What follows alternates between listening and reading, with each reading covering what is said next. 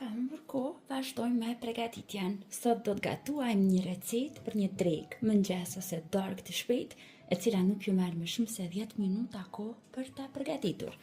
Fillimisht, në një tepsi pak më të madhe, shtoni qumësht. Qumështi duhet të jetë i ftoftë. Tani, si bazë në këtë recetë, kemi nevojë për tortilja. Për sa persona do të gatuani, aq tortilja do të përdorni. Kjo recetë nuk ka masa fikse. Fillimisht, tortiljen do ta vendosim te qumshti dhe do ta zbutim në qumësht pak, duke rrotulluar në të dyja anët. Në këtë mënyrë do ta bëjmë më të butë dhe do të ngjitet pastaj kur ta mbështjellim. Aq mjafton dhe e largojmë nga qumshti. Presim kështu derisa të bie qumshti tepërt. Tani e marrim tortiljen dhe vazhdojmë që ta ndajmë në gjys. Në këtë mënyrë do të fitojmë 2 copë. Ti ndajmë kështu, tani vazhdojmë me mbushjen.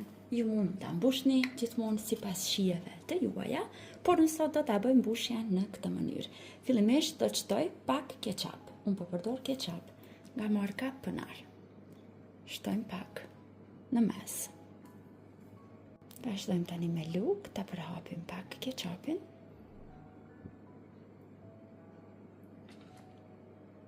Unë sot po përdor sallam të këtij lloji, njëjtë nga marka Pënar. Ju mund përdorni cilin do lloj që juve ju pëlqen. Vazhdojmë tani që nga një copë të shtojmë këtu në mes. Na duhet edhe kashkavalli. Unë po përdor nga fillet, kashkavall nga Pënar, i prirë kështu në fileta më të holla. Dhe tani vazhdojmë që t'i mbështjellim. Mbështjellja është shumë e lehtë.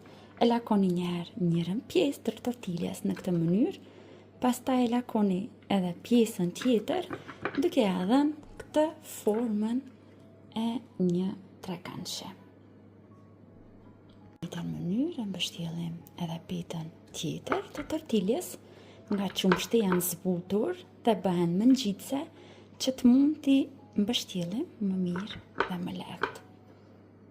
Ne sipër përsëri vazhdojmë që t'ju shtojmë nga pak kashkavall të bërnërinde, që të shkrihet më mirë dhe të na bëhen edhe më të shijshme. Dhe tani janë të gatshme për t'i futur në furrë. Furra është e parangrohur mirë në 220 gradë, do t'i pjekim dikom përafërsisht 10 deri në 12 minuta, derisa kashkavalli sipër të jetë shkrirë.